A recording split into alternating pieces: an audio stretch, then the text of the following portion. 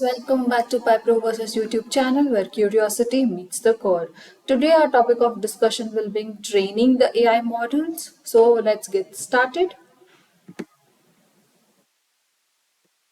So firstly, we'll introduce you to training the AI models. Then we'll discuss the steps for training the AI model. We'll define a problem, gather and prepare the data. We'll see how to split the data. We'll see how to choose a model architecture, how to configure hyperparameter, initialize the model, forward pass, backward pass, optimization, evaluation on valid data set, fine tuning, test the model, deploy the model, monitor and update. Then how to interpret results, what are the common challenges in training the AI model, the best practices for successful model training, and importance of training AI models. So let's get started. Firstly, what is training AI models? Training AI models is the process of teaching artificial intelligence system to recognize patterns, make decisions, and perform tasks by exposing them to labeled data.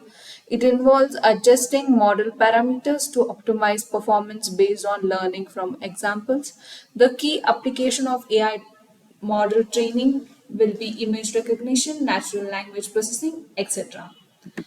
Next, here are the steps of training the AI model. Firstly, we have to define the problem, then gather and prepare the data, split the data, choose a model architecture, configure hyperparameter, initialize the model, forward pass, backward pass, optimization, evaluation or validation set, fine tuning, test the model, deploy the model, monitor and update, and interpret the results.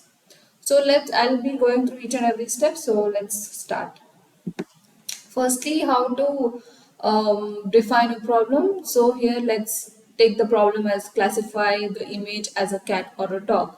So here clear define the problem you want the AI model to solve, specify the task or classification, regression, etc.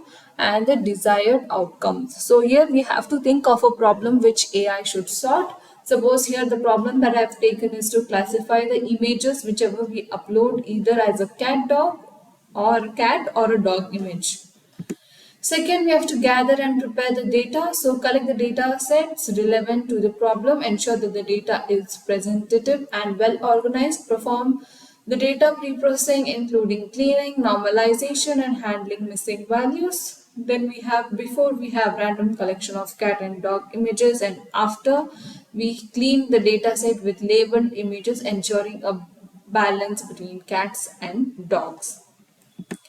Next, we have to split the data, divide the data sets into training, validation, and test sets. The training set is used to train the model, the validation set is used to tune hyperparameters, and the test set is used to evaluate the model's performances. So before doing this split, it's a single data set, and after the split into training, validation, and testing sets. The next step will be choosing a model architecture. We have to select a suitable model architecture based on the nature of the problem. Common architectures include neural networks, decision trees, support vector machines, etc. So before this, we have no model selection. Afterwards, let me choose CNN as an architecture. CNN is best for images, pre-processing, and even architecture. So I'm choosing a CNN architecture suitable for image classification, example pre-existing architecture like VGG16 or a custom architecture. Next, the fifth step we are going to do is configure hyperparameters. Now set hyperparameters such as learning rate, batch size and regularization. These parameters affect the learning process and model's performance. So before hyperparameters tuning, we have hyperparameters not defined, but after you do this step, we have the hyperparameters set like learning rate, batch size and number of epochs. Next step will be initializing the model. So initialize the model with random weights or predefined values. This step is crucial as the model will learn and adjust these weights during training. The before one is model is not initialized, and after doing this step we have model which is initialized with random weights. Next step is forward pass. We have to perform a forward pass to make predictions on training data, computing the loss which measures the difference between predictive and actual values. So before doing this, there are no prediction, and after model predicts the probabilities for each class in the training set. Next, we have backward pass, which is back propagation. We have to calculate the gradients of the loss with respect to the model's parameters. We use back propagation to update weights of the model in the direction that reduces loss. So before doing the step, there is no gradient calculations, but after we have compute gradient and update model weights using back propagation. Next, we have optimization. Use an optimized algorithm, example gradient descent, to adjust the model's parameter iteratively. This process aims to minimize the loss function. So before we have unoptimized model, and after we have optimized model using an algorithm like gradient descent. Next, we have evaluate on validation set. Periodically evaluate the model's performance on validation set. Adjust parameters or stop training if the model is overfitting. So before we have no validation evaluation, and after we have evaluate model preferences on a validation set. Adjust the hyperparameters based on results. The next step will be fine tuning. So fine tune the model based on the feedback from the validation set. This may involve adjusting hyperparameters, adding regulations, or modifying the model architecture. So before this step, we have initial model architecture, and after we have fine tuning model possible, adjusting layer configuration or adding regulations. Next, we have test the model. We have assessed the model's performance on the test set, which it has not seen during the training. This provides an unbiased evaluation of the model's generalization. So before it is the no model testing, and after it is assess model performance on the test set with unseen images. The 13th step would be deploying the model. If the model performs well on the test set, it can be deployed for a real world use. Then implement the model in the target environment and monitor its performance. So before performing this set, we have model only exist in the existing training environment, and after we have implemented the model for deployment in real world scenarios.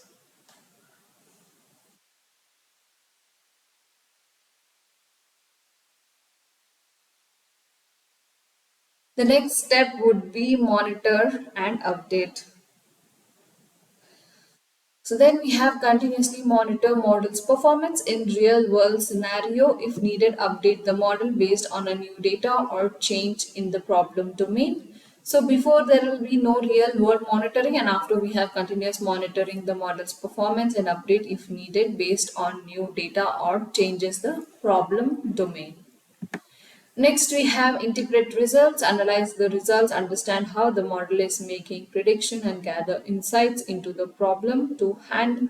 Then before we have no insights, after analyze results, understand how the model is making prediction and gain insights into classification process.